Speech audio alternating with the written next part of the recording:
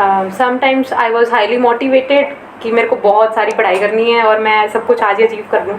Sometimes I was down to health कि नहीं, आज मुझसे कुछ नहीं हो रहा है. मेरा ओवरऑल एक्सपीरियंस बहुत टफ था. सारा दिन पढ़ाई करने के बजाय कि कभी कभी बीच में 1-2 बार गैप्स ले लेना चाहिए. तो ठीक है, अगर अकेले कर रहे हैं तो लोग तुम्हें पागल समझेंगे, लेकिन तुम्हें कोई चीज़ खुशी दे रही है, दिल खोल के तुम वो करो. ऐसा नहीं है ना ज़िंदगी स्ट्रेस में निकाल देनी है.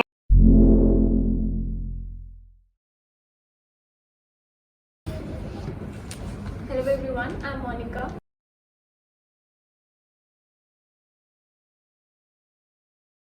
I'm Shubham.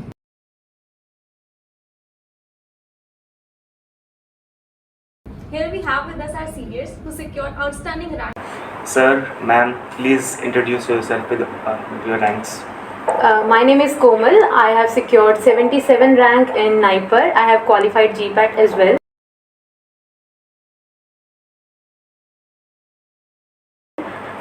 My name is Robin. I got All India rank 33 in NIPER JEE 2023.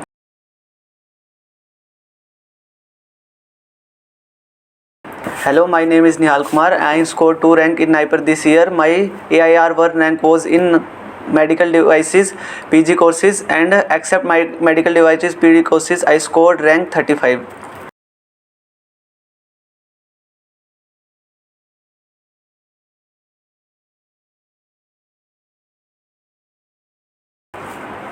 Hello everyone, my name is Chetan. I secured AIR 89 in NIPER 2023 and I am also GPAT qualified. Thank you.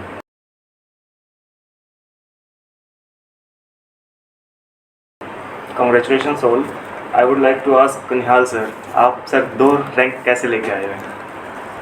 2 rank बस यही है कि continuity से आपने पढ़ना है और with एक positive perception. Can you share all of you your experiences with this journey? This was on and off. Sometimes I was highly motivated कि मेरे को बहुत सारी पढ़ाई करनी है और मैं सब कुछ आज ही अचीव कर लूँ. Sometimes I was down to health कि नहीं, आज मुझसे कुछ नहीं हो रहा है.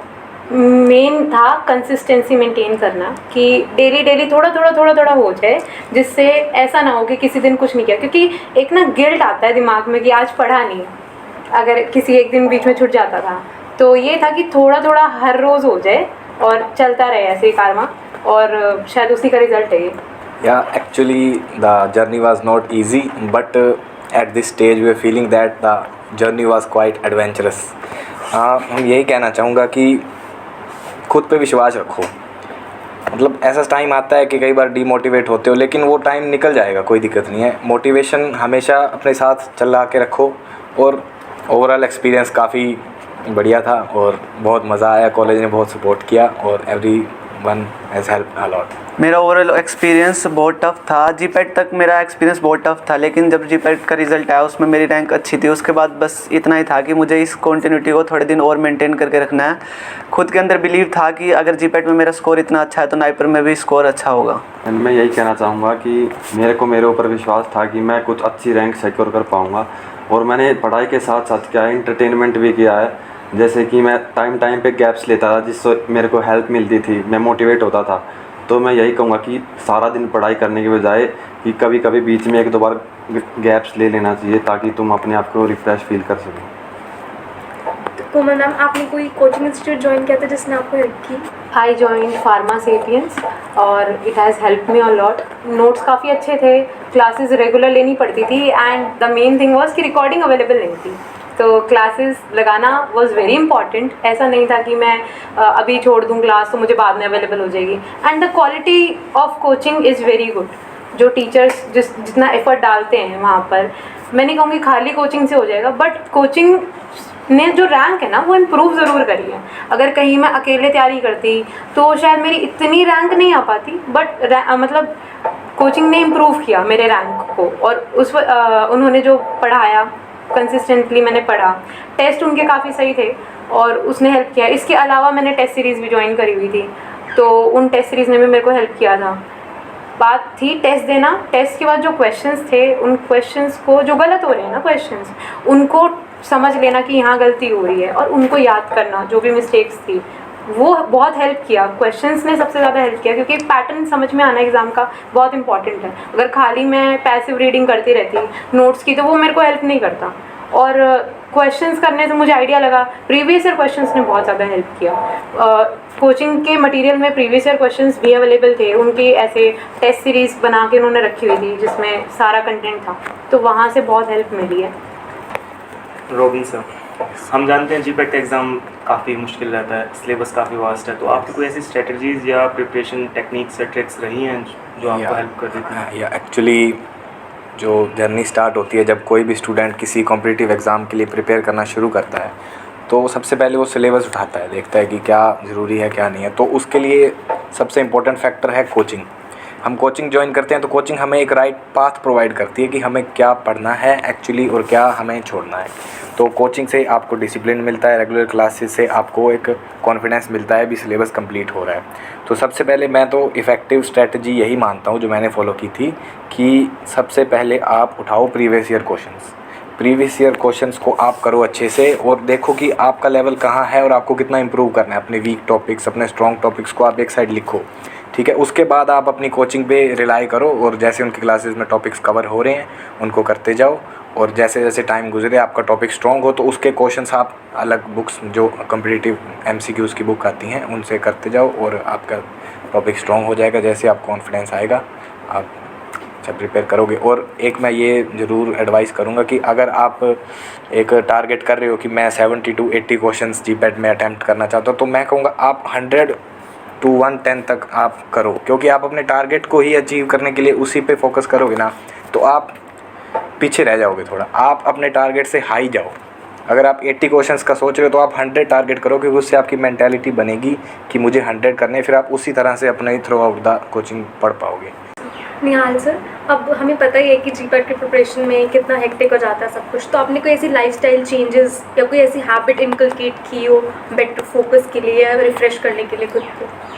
नहीं, देखो जब हम प्रिपरेशन स्टार्ट करते हैं लोग आपको कहते हैं कि आपको लाइफस्टाइल चेंज करनी है, हैबिट चेंज करनी है। ये सबसे बड़ा मिथ होता है एक प्रिपरेशन जब आप किसी चीज़ की करते हैं। हाँ, थोड़ा आपको आपकी लाइफस्टाइल को प्रिसाइज करना पड़ेगा, डिस्ट्रैक्शन हटानी पड़ेगी। जो सोशल मीडिया से होते हैं उसको आप कुछ टाइम के लिए अपने बेनिफिशियरी के लिए इस्तेमाल कर सकते हैं। जैसे आप उस पर क्वेश्चन फाइंड आउट कर सकते हैं, चैनल सर्च कर सकते हैं जो आपकी एग्ज़ाम प्रिपरेशन में हेल्प करे।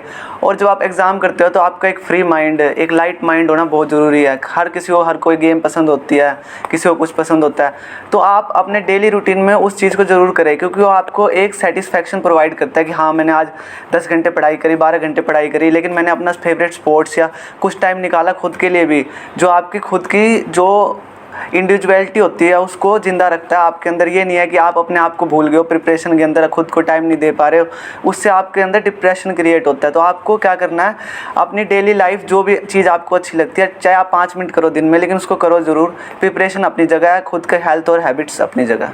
हम आपके जूनियर्स और बाकी जो देखने वाले हैं, आप हमको कोई ऐसी एडवाइस देना चाहोगे जो हम जीपैट क्वालिफाई करने में यूज़ कर सकें? मैं सबसे पहले तो यही बोलूँगा कि आपको हमेशा पॉजिटिविटी के साथ ही प्रिपेयर करना पड़ेगा। अगर तुम अपने आप पे डाउट करोगे तुम नहीं कर पाओगे यार। तो क्या है, सबसे पहले तो पॉजिटिविटी, और साथ में क्या है, तुम स्ट्रेस ज़्यादा मत लो, ठीक है। जितनी ज़्यादा तुम्हारे पास स्ट्रेस होगी ना तो उतना ही तुमको लास्ट टाइम पे डिफ़िकल्टी होगी। और क्या है, कंसिस्टेंसी मस्ट है।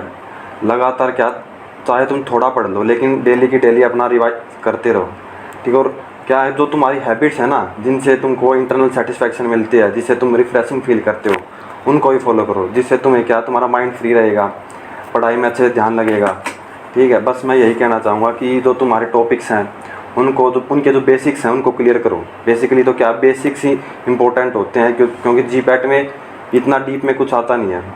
मान लिया डीप में एक आधा क्वेश्चन आता है तो तुम क्या उसको भी कर लोगे, ईजिली टैकल कर लोगे उस चीज़ को। तो बेसिक्स के साथ साथ क्या, तुम कुछ रेफरेंस बुक्स हैं उनको पहले तो पढ़ो, फिर जो कोचिंग वाले नोट्स हैं उनके अंदर जो तुमको उनसे लगे कि ये हाँ ये पॉइंट अच्छा है, इंपॉर्टेंट है, ये आ सकता है, तो उसको क्या है अपने नोट्स के अंदर इंक्लूड कर लो। क्योंकि लास्ट टाइम पे क्या है, जो तुम्हारे नोट्स हैं ना वही तुम्हारी हेल्प करेंगे। और लास्ट टाइम पे क्या है, अपनी बार बार में क्या उसी नोट्स को रिवाइज करते जाओ, क्वेश्चन प्रैक्टिस करते जाओ, और फिर जो क्वेश्चन तूने प्रैक्टिस किए हैं उनको एनालाइज करो कि तुम्हारी गलती कहाँ पे हो रही है, ठीक है। तुम्हें कितना पढ़ने की ज़रूरत है, कौन से टॉपिक में कितना डीप जाना है, कौन सा टॉपिक मतलब कि ऊपर से पढ़ना है, तो क्या जो ये सारी चीज़ें हैं ना, ये तुमको जब तुम पेपर में बैठोगे तो उस वक्त हेल्प करेंगी तुमको क्वेश्चन टैकल करने में। Great sir. तो कोमल मैम, मेरा नेक्स्ट क्वेश्चन ये है कि अगर जैसे हम डिमोटिवेट हो जाते हैं, बहुत बार डिस्करेज हो जाते हैं कि हमसे नहीं होगा, तो उस टाइम अपने आप को मोटिवेट कैसे रखें? हर बंदे को ना कुछ चीज़ें बहुत अच्छी लगती हैं करने के लिए। जैसे मैं परेशान हो जाती हूँ तो मैं ना ड्रॉ करने लग जाती हूँ, या मैं मेहंदी लगाने लग जाती हूँ, या फिर मैं डांस करने लग जाती हूँ, और नहीं तो कुछ मैं गाने गाने लग जाती हूँ। तो ठीक है, अगर अकेले कर रहे हैं तो लोग तुम्हें पागल समझेंगे, लेकिन तुम्हें कोई चीज़ खुशी दे रही है, दिल खोल के तुम वो करो। ऐसा नहीं है ना ज़िंदगी स्ट्रेस में ही निकाल देनी है। ये तो एक फेज़ था जहाँ मैंने एग्ज़ाम की तैयारी करी थी, तो परेशान नहीं रहना है। और ऐसा कोई रीज़न है ना कि जो तुम्हें कोई इंसान परेशान कर रहा है, या फिर तुम किसी चीज़ से परेशान हो रहे हो, तो तुम्हें उससे डिस्टेंस लेना है उस फेज़ में जहाँ तुम्हें लग रहा है कि अभी तुम्हें नहीं ये स्ट्रेस लेना है। तुम्हें खुद को देखना पड़ेगा कि तुम्हारा दिमाग कहाँ सेट रहता है, और अपना स्ट्रेस दूर करने की रिस्पॉन्सिबिलिटी हमारी खुद की है, क्योंकि कोई नहीं किसी की जिम्मेवारी लेता है, सब अपना ही सोचते हैं। अपना दिमाग सेट करके रखना, डेली कुछ ऐसा करना ना कि जिसमें, जैसे मुझे पूजा करके बहुत शांति मिलती है, तो मैं सुबह उठ के जो पूजा करती हूँ, वो जो रिचुअल था, या शाम को जो मैं करती हूँ, तो भगवान को याद करना बहुत बहुत शांति पड़ती है दिमाग में, और बहुत ज़्यादा हेल्प मिलती है कि दिमाग ठंडा होता है, एक ना होप मिलती है। हर बंदे के ना ऐसे होते हैं कि मुझे डांस करना पसंद है, या किसी को कुछ और चीज़ पसंद है, तो वो अपनी लाइफ में इनकॉर्पोरेट कर लो। और एक ये भी कर सकते हैं कि एक नई एक्टिविटी जो को करिकुलर है, जो आपको हेल्प कर रही है, आप वो शुरू कर लो साथ के साथ। किसी को वेब सीरीज़ देखना पसंद है, किसी को फ़ोन में क्रिकेट देखना पसंद है, आप वो अपनी मर्ज़ी से कुछ भी शुरू कर सकते हैं। एंटरटेनमेंट करना इम्पॉर्टेंट है, क्योंकि ये तो मशीन नहीं है ना, ये तो नॉर्मल ही है, और सभी इंसान है। किसी का ऐसे नहीं है कि भाई हम तो 22 घंटे 24 घंटे पढ़ लेंगे, सोएंगे ही नहीं। शांत रखना बहुत इम्पॉर्टेंट है, खुद को कंसिस्टेंट रखना है। अगर हम अपनी पसंद की चीज़ करेंगे जब भी तो हम अपने दिमाग के साथ ज़बरदस्ती कर सकते हैं ना, कि थोड़ा सा पुश तभी करवा सकते हैं, क्योंकि हमने चलो तुम्हें थोड़ा सी कर दिया है, खुशी तुम्हें दे दी, अब तुम काम करो। अब उतनी देर काम करना इम्पॉर्टेंट है। मैंने शायद ना शेड्यूल किया था, थोड़े मोमेंट शाम को मैं घूम लेती थी इधर उधर, या मैं कुछ कर लेती थी कुछ जिससे मेरा दिमाग ठीक हो। या मेरे को चाय पीनी पसंद है, तो मैं, हमारे वहाँ हॉस्टल है, उनके बीच में एक कैंटीन है, मैं वहाँ चाय पीने निकल जाती थी, ऐसे पैदल घूम लेती थी, दिमाग ठीक हो जाता है।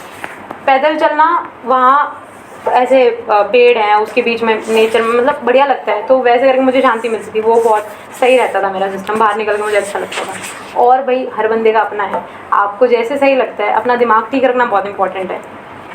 करने से जो बढ़िया लगे वो करो। ग्रेट। Robin sir, yes. सभी प्रीवियस ईयर क्वेश्चंस पे बहुत ध्यान देते हैं बच्चे, आपने भी दिया होगा। यस। तो उन्होंने प्रीवियस ईयर ने आपकी जर्नी में कैसे कंट्रीब्यूट किया आपकी रैंक में? एक्चुअली जो मेन बैकबोन होती है ना आपकी प्रिपरेशन की, वो प्रीवियस ईयर क्वेश्चंस ही बनाते हैं। तो आप प्रीवियस ईयर क्वेश्चंस आपको ना एक आइडिया प्रोवाइड करते हैं भी एग्ज़ाम में एग्जामिनर पूछना क्या चाह रहा है। तो प्रीवियस ईयर क्वेश्चंस एक तो आपको सबसे पहले करने हैं प्रिपरेशन स्टार्ट करने से पहले, और जब आपका सिलेबस कंप्लीट हो जाए तो प्रीवियस ईयर क्वेश्चंस अटैम्प्ट करो। और अटैम्प्ट करना इतना इंपॉर्टेंट नहीं है जितना एनालाइज करना इंपॉर्टेंट है। आप जितना एनालाइज करोगे एक एक क्वेश्चन को प्रीवियस ईयर के, उतना आपकी स्ट्रेंथ बढ़ती जाएगी उस टॉपिक पे।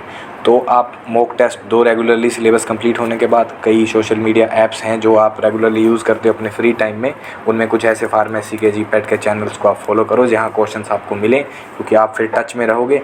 और अदर जो कोचिंग इंस्टीट्यूट्स तो प्रोवाइड करते ही हैं फ्री में या कुछ भी पेड में, क्वेश्चंस आप करते रहें रेगुलर, और इससे आपको बहुत इम्प्रूवमेंट मिलेगी। और मैं यही कहूँगा कि जितना आप रिवाइज़ करते हो उतना ही इम्पोर्टेंट क्वेश्चंस करना भी है।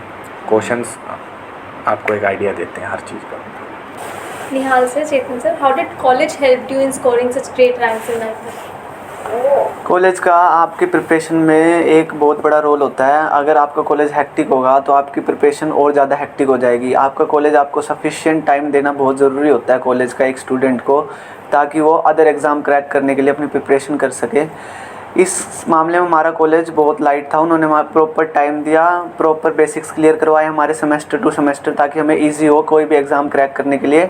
ओवरऑल सारे टीचर्स अच्छे थे, हमारी बात सुनते थे और हमें गाइड करते थे कि आगे हमें बैचलर्स के बाद कौन सी फील्ड लेनी चाहिए, हमें कौन सी फील्ड में क्या इंटरेस्ट है और आगे उस फील्ड का क्या स्कोप है।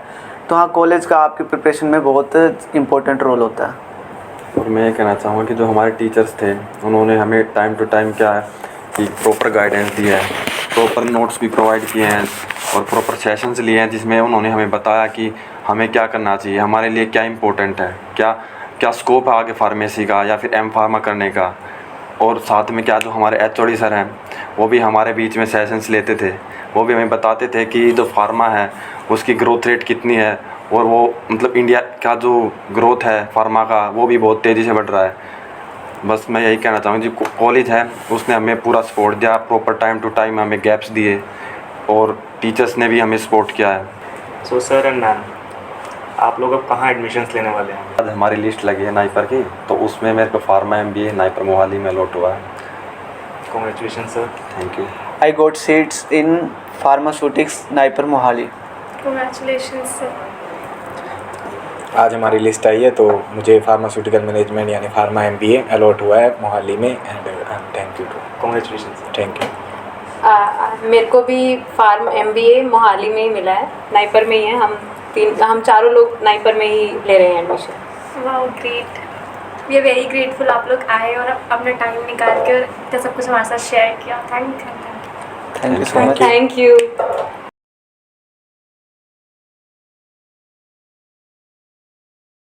This interview was conducted by Alumni Association SGPGIPS Rohtak.